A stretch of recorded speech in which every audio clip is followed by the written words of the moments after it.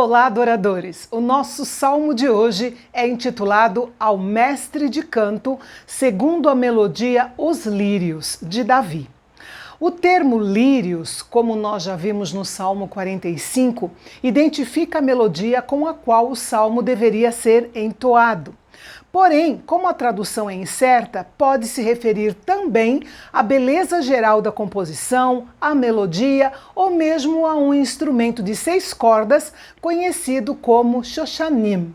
Este é um dos salmos mais tristes de todo o saltério.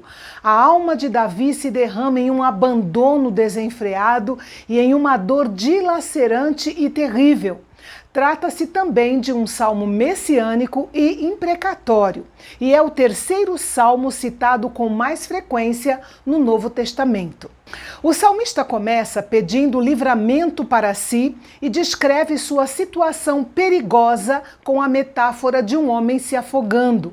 Essa é uma sensação que para muitos de nós é bem familiar, não é mesmo? Às vezes parece que estamos sendo invadidos por uma enchente, outras vezes sentimos como se o nível da água subisse lentamente até ficarmos sobrecarregados. Cada um tem seu próprio tipo de medo e angústia.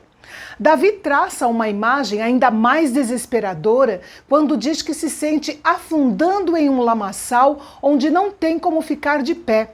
Ele se sentia exausto e sem nenhuma energia. Estava desgastado de tanto chorar e clamar enquanto esperava que Deus o resgatasse. A partir do versículo 4, ele começa a descrever de forma poética quais eram os problemas reais que ele estava enfrentando. Havia muitas pessoas que simplesmente o odiavam, sem motivo algum. É difícil para nós acreditarmos que um homem tão maravilhoso e piedoso como Davi era tão odiado. Mas isso faz parte da natureza humana. Esse tipo de sentimento foi bem evidente no ódio sem causa que Jesus Cristo, o filho de Davi, enfrentou neste mundo.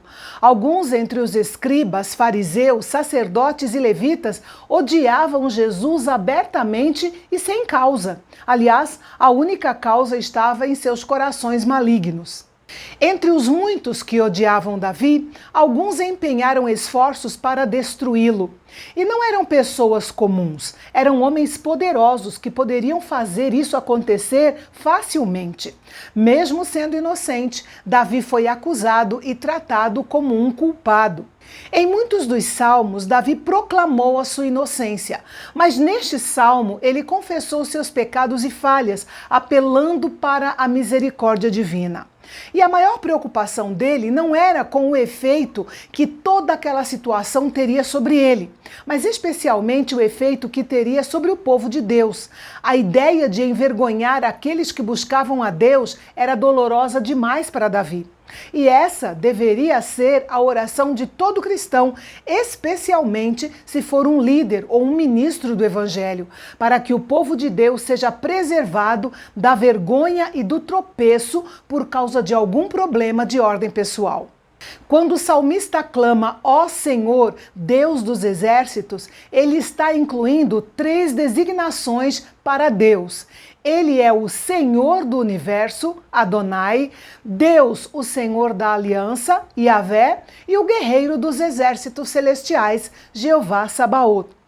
Entre os muitos problemas que enfrentava, Davi também teve que lidar com os relacionamentos estremecidos com os seus irmãos de sangue. Se essa aversão de seus irmãos não o tivesse magoado, ele não teria registrado esse fato no seu cântico.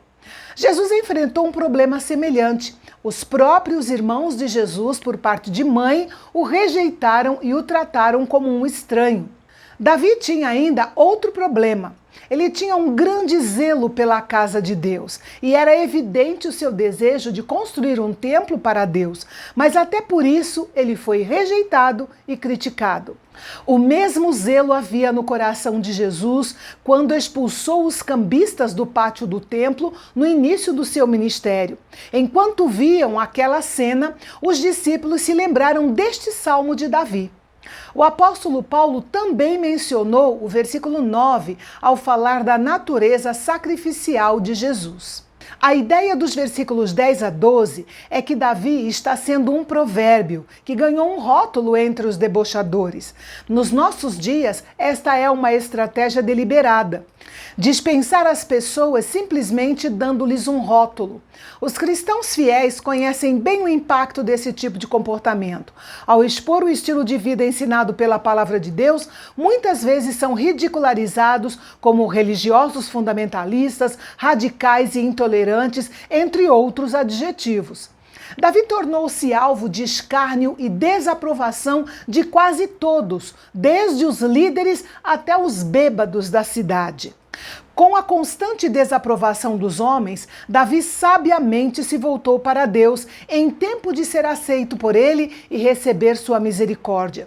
Usando a repetição poética, Davi voltou à imagem dele se afogando, pedindo a Deus que o resgatasse daqueles que o odiavam e que viesse depressa em seu auxílio. Sobre os versículos 19 e 20, o teólogo Adam Clarke comentou que este é um dos apelos mais veementes que já foi feito à misericórdia e à compaixão de Deus. A linguagem destes dois versículos é ímpar e o sentimento é mais do que se pode expressar em meras palavras. Charles Spurgeon retratou essas mesmas palavras no coração de Jesus em seu grande sofrimento, como se ele dissesse: toda a companhia lasciva e barulhenta está agora presente diante dos teus olhos. Judas e sua traição, Herodes e sua astúcia, Caifás e o seu conselho, Pilatos e seu vacilo, judeus, sacerdotes, povo, governante, todos. Tu vês e tu julgarás. O versículo 21 é mais um versículo que é mencionado no Novo Testamento, especificamente no sofrimento de Jesus. Na cruz, eles lhe ofereceram vinagre para beber, para que a Escritura se cumprisse. Na sequência, vemos uma oração imprecatória de Davi, mencionando os efeitos da ira de Deus que viriam sobre seus inimigos por causa da sua maldade. Os versículos 22 e 23 foram citados pelo apóstolo Paulo em Romanos capítulo 11 como sendo apropriado para os judeus que rejeitaram Jesus. E o versículo 25 também é mencionado duas vezes no Novo Testamento, por Jesus e pelo apóstolo Pedro. Ser riscado do livro dos vivos significava ser excluído da comunidade e de todos os privilégios do povo de Deus. Davi se sentia literalmente abatido, cheio de dor e pesar. Por isso pediu a Deus que o resgatasse e que o colocasse em um alto refúgio. Aquela opressão o tinha abatido, mas a salvação de Deus o exaltaria. E o salmo vai chegando ao seu final com uma promessa que Davi fez ao Senhor e que, sem dúvida alguma, teve prazer em cumprir. Seu desejo era que o Senhor fosse glorificado em adoração, em seu testemunho aos necessitados, em toda a criação e em todo o território de Israel.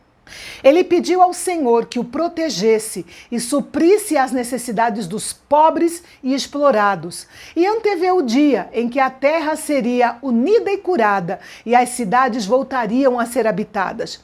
O salmo começou com o salmista se afogando e se afundando na lama, mas foi se elevando de modo que no final temos o mais alto louvor ao nosso Deus. E amanhã eu volto para mais um salmo, o Salmo 70, o antepenúltimo salmo do livro 2 de Salmos.